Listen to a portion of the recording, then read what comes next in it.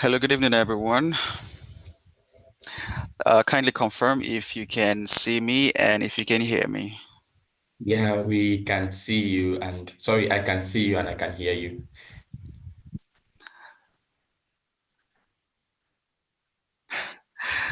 Okay, I just want to make sure. Thank you so much, first of all, Mr. Hillary. It's a pleasure to be here.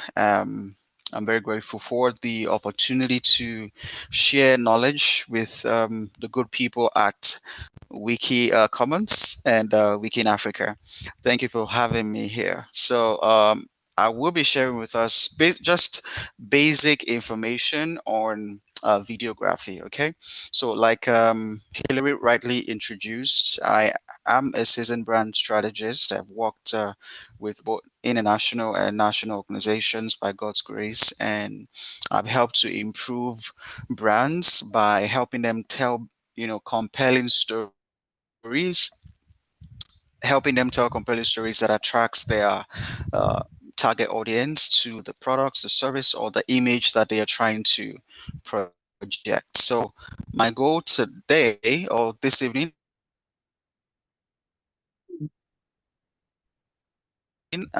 within the few minutes,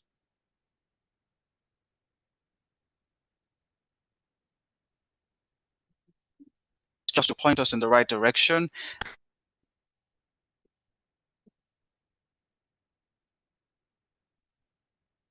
All right, please kindly come once again. Yeah, I can hear you, but somehow your voice is breaking. Yeah, maybe from a network issue.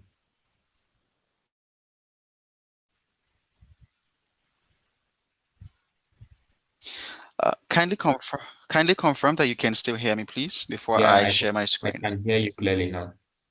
Okay, all right. All right, so I'll be sharing my screen now, um, and then we can take it from there.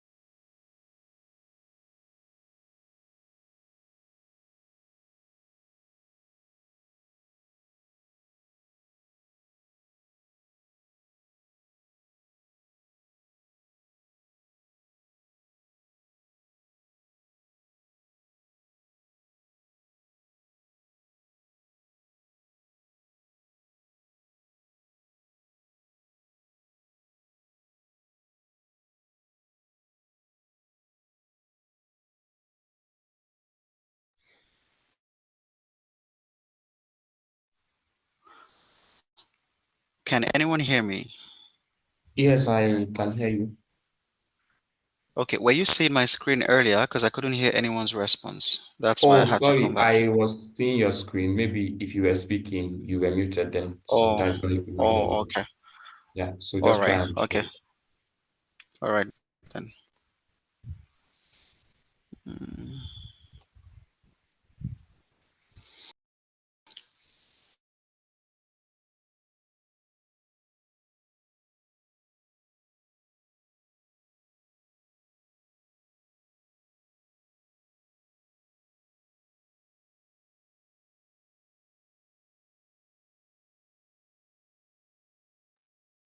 so I can see your screen number. You are So muted. see your If you are screen speaking. number. You are muted.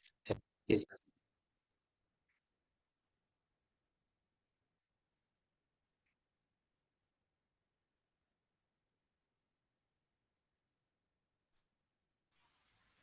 Okay. Can you hear me now and still see my screen at the same time?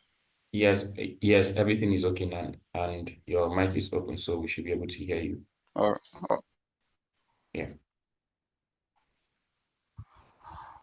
all right then. Okay, so let's get started. I am a brand strategist, a communication expert, and a media specialist. It is a pleasure to be here today with all of you. Thank you so much for being here. I count it as a privilege, and I want to say a big thank you to Wiki in Africa for hosting me, and also to Mr. Hillary for his tireless, dedicated work to make sure that today is a reality. Thank you, Mr. Hillary. All right, so let's get straight into the session. It's going to be brief, but it's going to be impactful. So today we're looking at videography basics, okay? Videography basics. So let's just look at a few information, okay?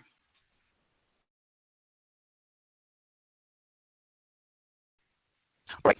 So first of all, I want to believe that there are the the session today should be a mixture of those who perhaps already have some knowledge and understanding of videography, and perhaps those who are being introduced to it from the very get-go. But most likely you have a basic knowledge of how a camera functions, of how to capture images and all that. But the purpose of this class is that you would have an in-depth knowledge and understanding of how videography works and how you can tell compelling stories using videography. Okay, so let's start. Videography is the art. Okay, I can hear myself. Is somebody on mute? Kindly mute yourself, just so I'm not hearing myself. Thank you. All right. So, videography is the art and craft of capturing moving images on video. Of course, we already know that. But beyond pressing record, it involves creating visuals that tell a story and evoke emotions. Now, that's really my goal here today, is to show us.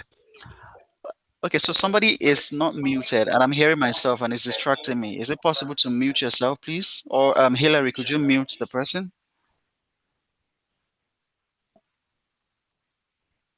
Okay, thank you. So, like I said, beyond pressing record, it involves creating visuals that tell a story and evoke emotions. So, whether you're filming a vlog, a commercial, a short film, or documentary, understanding videography fundamentals would improve the quality of your content. So, my goal for this session at the end is that even if not at a professional level, because again, we're dealing with basics here, okay? For us to deal with the more detailed and advanced things, we would have to have more sessions after now. But again, my hope at the end of this is that you would learn how to tell stories using videography. Now, the whole idea of videography is not just to capture beautiful things, it's not just to capture nice footages, the sunset, the sunrise, flowers, or, events. No, the goal is to be able to tell a story with the things you are capturing that can evoke emotion. And now, this is not limited to film, okay? It cuts across, whether it's just for content creation, it's for adverts, commercials, or short films, or even documentaries. When you understand the art and the storytelling aspect of videography, it helps you improve the quality of your content. Now, why does this matter? Because it helps you create professional and engaging videos. It shows you as someone that knows what they're doing, right? And of course, a lot of people now, what in that era and in that age where virtually everyone is a content creator. But you can always see those who stand out by how they package what they do, especially with storytelling. Now, we're going to get into that in a moment. Okay. So, why it matters also is that it keeps your audience hooked and enhances the message you want to convey. This is one of the purposes of understanding the art of videography. So I'm going to take questions at the end. So please, if you have questions as we proceed, always do write it down somewhere, and then you can bring it up once we are done. Okay, so let's move on.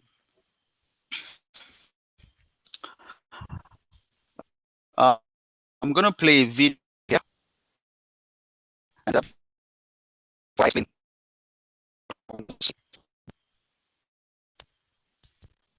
just a moment.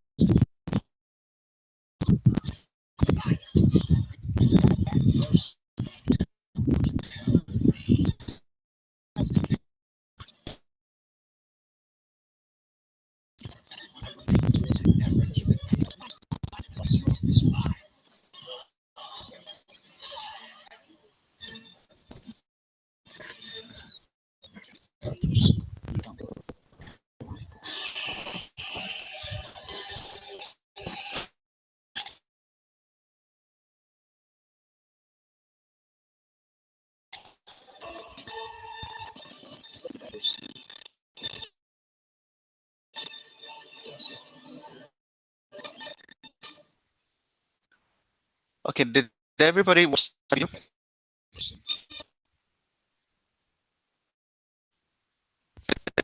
Watch the Yeah, there was video? a bit of a network challenge from your end. The video was breaking.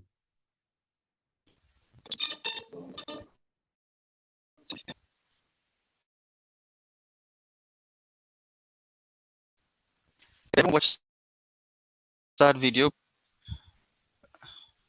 I can hear you.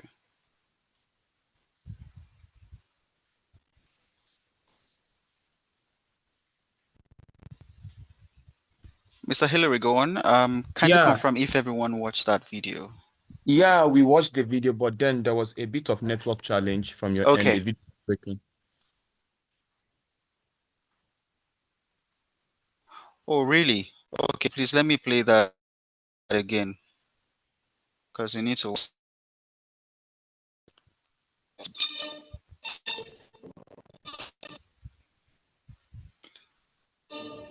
Tell me, am I?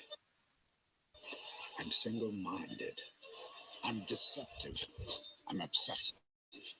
I'm selfish. Does that that person? Am I?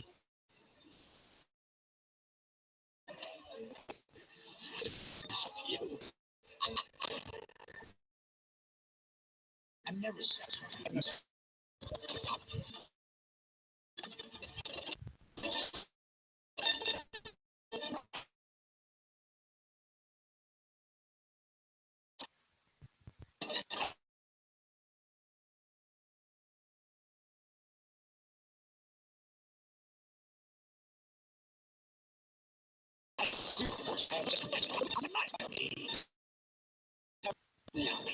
I think I'm better than it. Time is mine.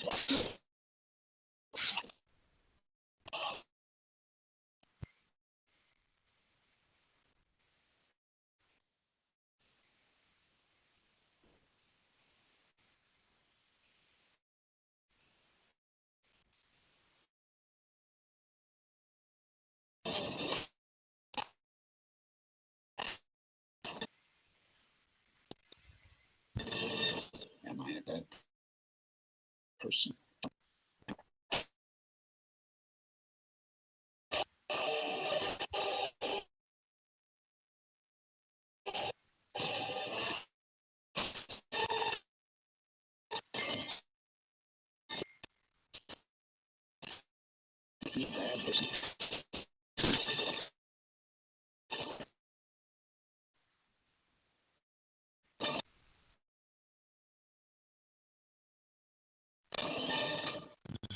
All right, did we watch that?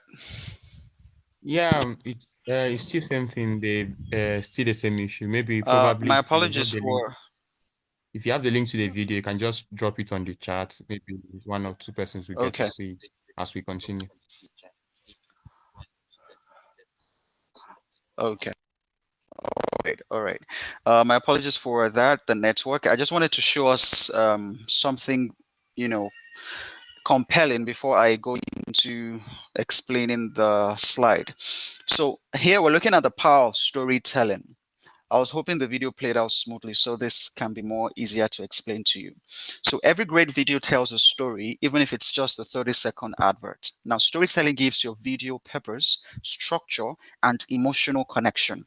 Nike, Coca-Cola, and perhaps Virgin Atlantic, you would agree that if you are familiar with these brands, they are perhaps uh, some of the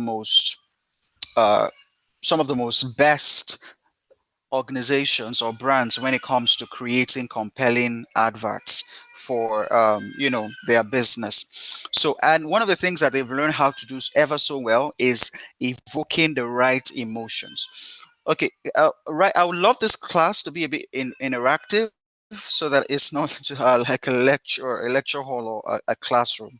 I function better when we get to interact. So please, if you want to unmute your mic to answer at any point in time, please do. I would appreciate that.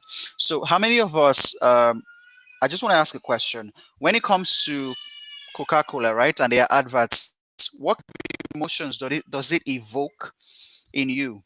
Like when you watch their adverts, especially during the Christmas seasons and anytime they are festive seasons and they roll out their ads, what kind of emotions do you feel when you watch their ads?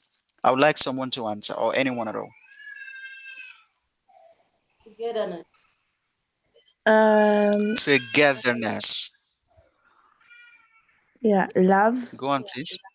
Love. Amazing. That's correct. Togetherness, correct. Love, very correct. Anyone else?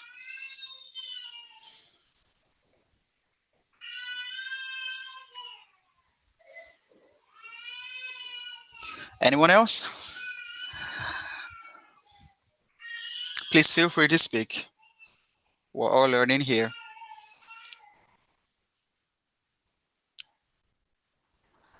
Okay, so togetherness and love, absolutely. I do not know if anyone recall the time that Coca-Cola had this campaign where um, the advert was share a Coke with someone. Does anybody remember that? Did anyone find their names on any bottle? Share a Coke with John. Share a Coke with Cynthia. Does anybody remember that campaign? Yeah, I do. Okay. So one of the things that Coca-Cola and other brands also have mastered is the art of storytelling. Now, what they did that time was to connect with people. So let me explain something here. All right. As I mentioned earlier, I work as a brand strategist. Okay. And one of the things I do is I look at a brand and then I see how can we take your service or your product and tell a story with it that connects to the deepest parts of the hearts of your customers. What are their pain points and what are the things that they care about? Okay. Now, let's tell a story around that to advertise your product or advertise your service. Now, that's what Coca Cola did with that particular campaign. All right. I'm going somewhere and connecting it back to videography. Um, because these are the basics and fundamentals, all right?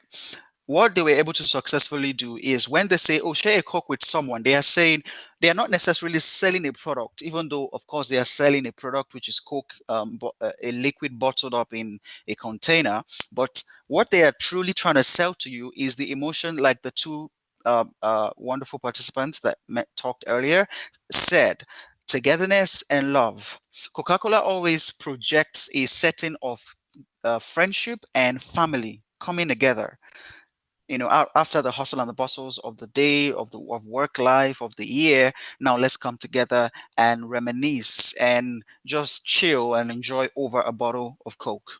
That's the power of storytelling. Now, why am I stressing on this? Because this is really the crust of, or should be, as a cinematographer, as a video editor, as a director, as a script writer, this should be the most important thing to you.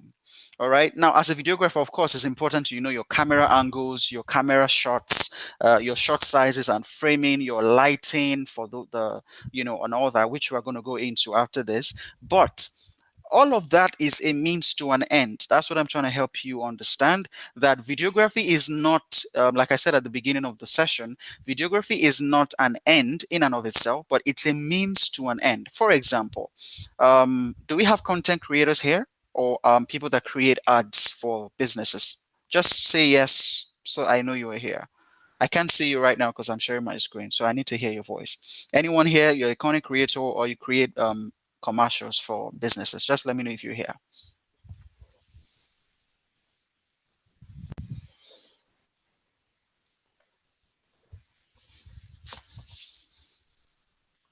Is there anyone like that here? I think we don't have anyone. I can't see anything in the chat. Okay. All right. Hopefully after this, we would have people who will be interested in also going in that direction. So the reason I asked that question is to say that while it is important to capture beautiful sceneries, your client would not necessarily be looking out for just that. Okay. They are looking out for a video that can help them make sales. And for sales to happen, the content or the message of the video has to connect with the audience, has to connect with the target audience. And you cannot connect with the target audience if you do not understand the power of storytelling. So as a videographer, since that's what we're dealing with today, as a videographer, you should never think that all you need to know is just how to handle the camera, how to press record, how to capture beautiful things. No, that's those things are important. Those are the technical aspect of the skill you need to have. But one of the most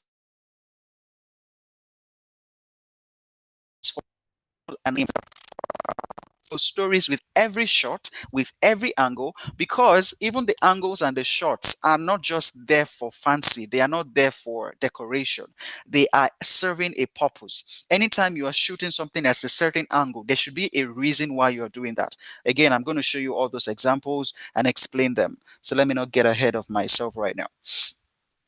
So let's look at the key elements of storytelling. Okay, we have the beginning, which of course sets up the scene. We're looking at the who, the where, and the when. For I'm sure we've all watched movies. Okay, and the beginning usually sets up the tone for the you know what the film is all about. Most of the times it starts with suspense so that they can sustain your interest in the movie up until the end before they show you who the bad guy was, who you thought was actually the good guy but was a bad guy all along, all of that. And then of course we have the middle where the conflict or the or climax is, what happens and what's the challenge. Okay, now this is where perhaps your favorite character suddenly is struck by it, is hit by a truck or is hit by a bullet or something, and you are not sure whether he's going to survive, and he's rushed to the hospital, and they say he has like a 10% chance of survival, and the film keeps going on and you do not know if he's going to make it or not. So now that's for the middle. Now, at this point, they have sustained your interest. Then we now come to the resolution. How does it end? What is the outcome? That's why I played this video for you, just so you could feel the emotions. That's what that was coming out of a very short, I think it's 30 or 40 seconds, but the emotions they evoke, the power in the voiceover, the sound design, and how all of that was able to create a very powerful message in a very short time. Unfortunately, it didn't play well, but I'm going to send it so that we can all watch it. So let's move on. Like I said, please kindly if you have questions, note them down so that I can address that later. Let me expand this a bit so that you can see Um, so you can see the different angles. So here we're looking at the camera angles. Okay, of course, not every camera angle, but we're looking at the most common ones. We're looking at the most common ones. Okay, so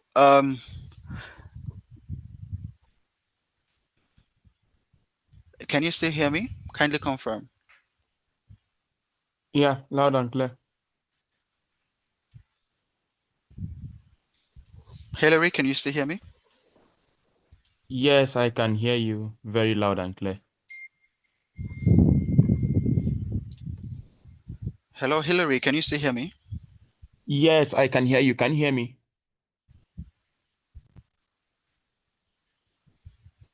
We can hear you. I can also hear you. Can everyone still hear me? Yes, we can hear you. Can you hear me? Yes, we can.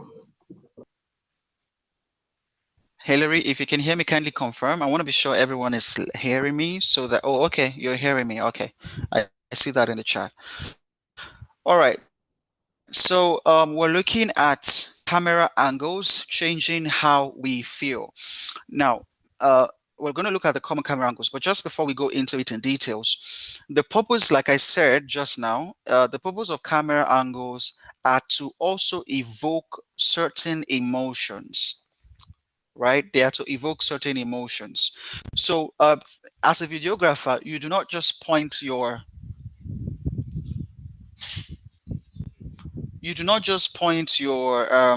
camera in a certain angle and then shoot something just because it looks good. There has to be a why. Why are you shooting this particular? Why are you shooting with this particular angle? What is the purpose? What is the goal? What message are you trying to convey to your audience? Okay, so now let's look at the common angles here. First, if you can see my screen, you'll see that the first one is low angle. Some of the movies here, I'm sure you would have seen them, for people who are movie savvies. Okay, so that's a low angle or an LA. That's a low angle. Now, low angles most of the time are to depict the character in that particular frame as powerful, as superimposing. That's really the goal of low angles. So, I mean, in your favorite movies, you would have seen a case where someone walks. Maybe they want to introduce the villain.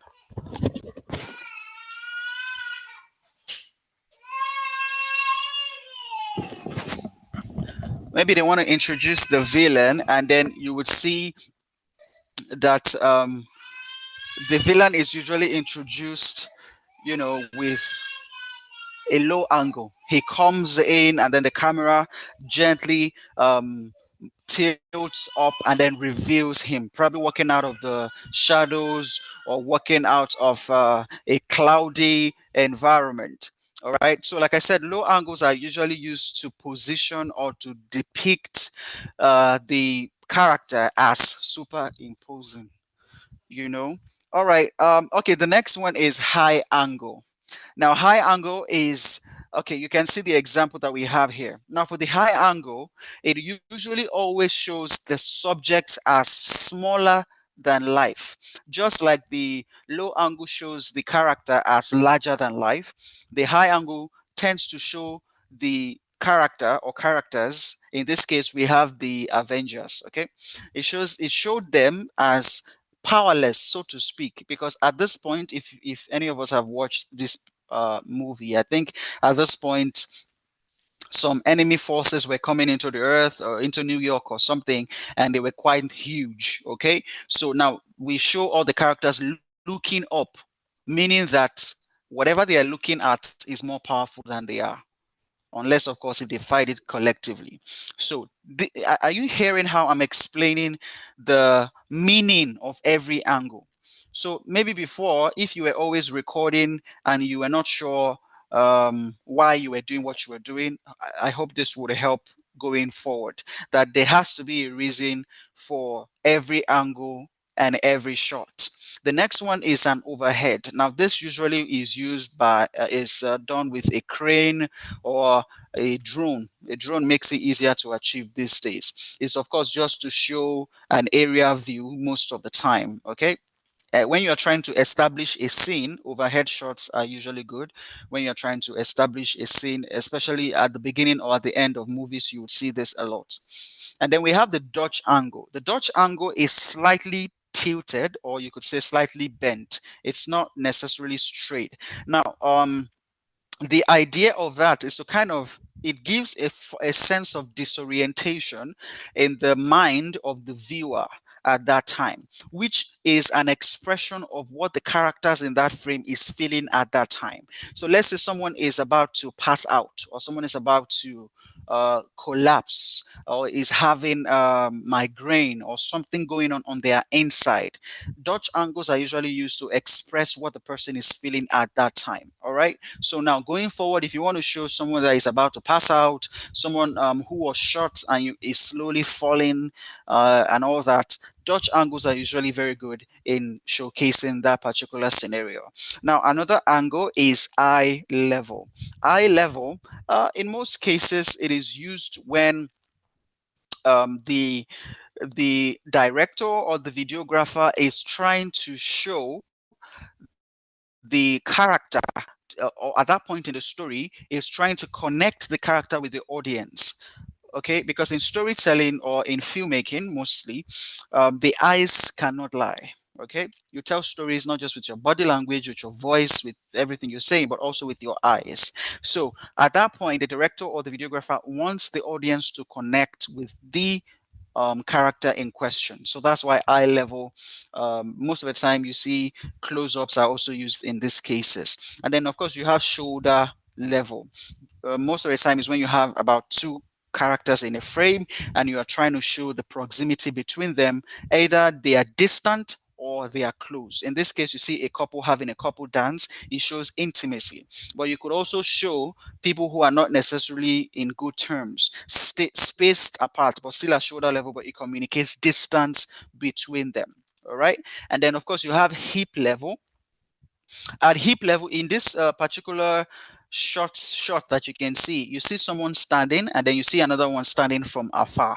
What this communicates is that the one who is whose leg is being shown and the other is more powerful or is more superimposing than the other fellow who looks smaller in the frame. No, that's the idea of the hip level.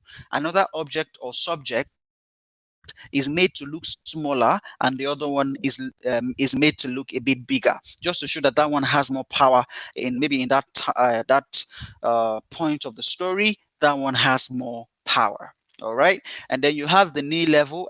This one is, I'm sure we've all watched The Matrix. It's an interesting old movie by Keanu Reeves. So the knee level, of course, and that's when you want to show a couple of other interesting things, especially with CGI that enables us to do those things nowadays. And of course, you have the ground level where you're trying to focus on certain things, especially on the person's feet and all of that. Of course, I have other things here written as common camera angles, which are eye level. I've explained that. Low angle, high angle, over the shoulder. Now, over the shoulder, or OTS, as the technical guys call them, is usually great for conversations, especially dialogue. You would notice that virtually every single dialogue you've ever seen in a movie, in a documentary, in an advert, in a commercial, in a short film is always with an OTS, where you get, so basically OTS helps to give a POV, point of view. So when the camera is behind the other person, then it gives us who are watching, the audience, the person's view, what the person is looking at, which is the person they're having that conversation with, and vice versa. I've already talked about the Dutch angle as well. So let's move on. Please kindly be taking down notes so that we can discuss that in due time. All right, so let's talk about shot sizes and framing. So common shot sizes, we have, okay, let me just explain with what I have here, the examples I have here. So you have an establishing shot. Establishing shot usually is used not all the time, but I mean, perhaps 85 to 90% of the time is used to start up a movie. Yes, because you're trying to establish the scene where the story takes place. So if it's in a desert, you're likely going to have an overhead shot or a drone shot or an helicopter shot of the desert or the forest or the river, if perhaps whatever is going to happen is on the on a boat, on a cruise, and all that. Okay, so establishing shot shows. Now remember, don't mistake shot and angles. Okay, they are not necessarily the same thing, but they work together. Angles are the positions you want to capture, but shots are the frames, or rather the pictures that you want to communicate. Okay, please, that's the note the difference. So that's for establishing shot. Now for master shot, which is the second one, master shot is usually when you are trying to depict a character or characters and their environment, the proximity they have with their environment. It's not like establishing shot is a wide shot because it shows an expanse of space, an expanse of land, or as the case may be. But a master shot is a bit closed in, but again, it's usually, if the person isn't sitting down, then most of the time is usually at the waist level upwards. That's a master shot. Okay, and then you have the wide shot, of course, which shows um, the character or the characters and the environment that they are interacting with. So mind you, I'm using some film terms here just to make it simple and quite explanatory for us. So that's for the wide shot. It shows the character or the characters and the environment that they are interacting with. And then of course you have the full shot, which shows a full the character from head to toe, shows them completely, okay, without leaving anything out. And then number 5, you have the medium full shot, or the FS, medium shot, okay, or sometimes the technical people call it cowboy shot. The reason it's called cowboy shot is because if you watch a lot of Russian roulette movies where you have or movies where they do Russian roulette, or just cowboy movies, there's usually a scene where there are two people who want to shoot each other, and then they close up on their eyes. There's this sound that always usually happens in the desert. I'm sure we've all seen this sometime, and they show their hand goes to their side where the gun is, and then they put it out. Whoever shoots the other person wins and all that. So basically that's what this shot is a medium shot. Is usually from the waist upwards, yeah, from the waist upwards. And then of course you also have the medium shot. Now the first one I said medium full shot, but the medium shot usually is a bit more closer than it's just a slight difference between the full shot and the medium shot, the MFS and the MS. Okay, it comes up a bit, it's a bit closed up. That's why I have examples here for you to see so that you know exactly what I am trying to explain. Excuse me.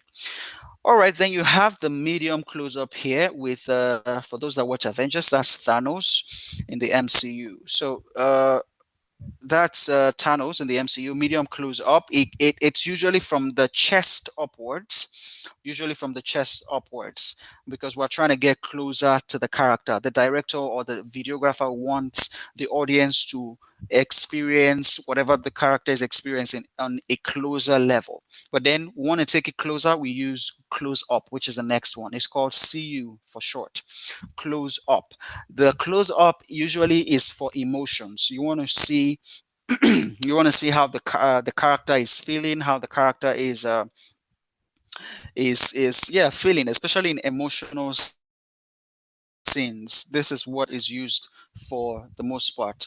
Okay, and then for extreme close-ups, this one is it usually your eye level. Yeah, it's usually used to close up the eyes. You remember the other time I mentioned Russian roulets. For us that have seen Russian roulets in movies, this is where, or that cowboy scene, this is what is used for the most part. They frame your eye so closed up, and of course, the eyes never lie, right? So the emotions are usually the focus of the extreme close-ups. I hope that this has been quite explanatory. Can anyone respond? Let me know that you are following what I'm saying and you're not confused. So I'm sure I'm not speaking over anyone's head. Or you could leave it in the chat. Are we all good? Can we move on? We are almost at the end. Yeah, we have so many yeses in the chat, so we can move on. Oh, okay. I see that you're with me. Thank you. Thank you. All right. So I think I have just one more slide.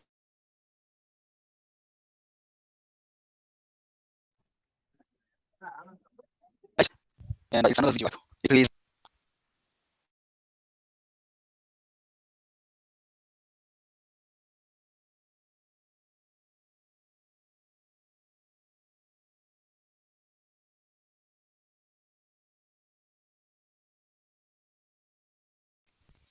So here we'll talk about camera movements.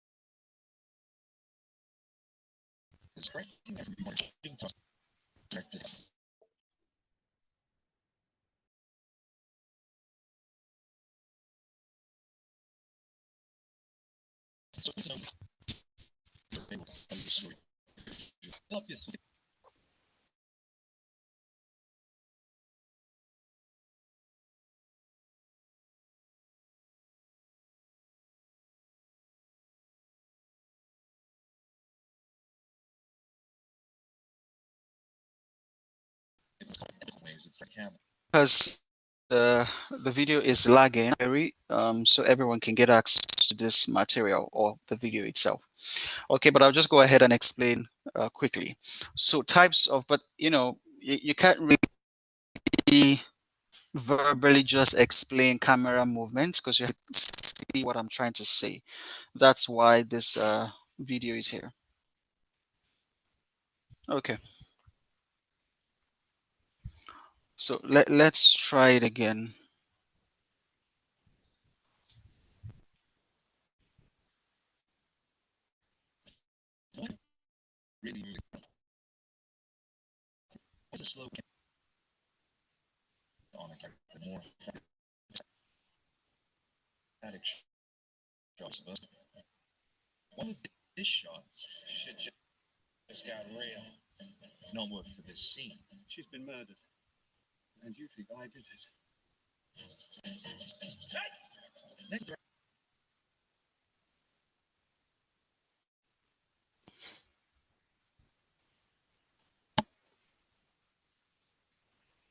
Sorry about that, guys.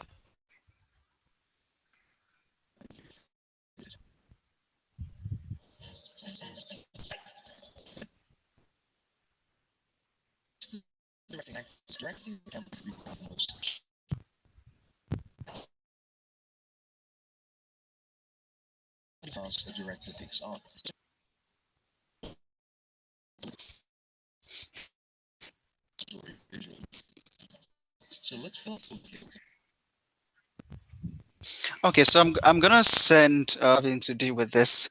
Network is a bit poor at the moment. I'm sorry about that. Okay, so types of camera movement. You could also look this up yourself, check them online, and I'm sure you would have more examples just to buttress what I want to say. So for the pan, the camera swivels left and right. Example is like when you are scanning a room at an event, right? Your head turns left and right. So technically, that's the kind of movement the camera makes when we say make a pan, left and right.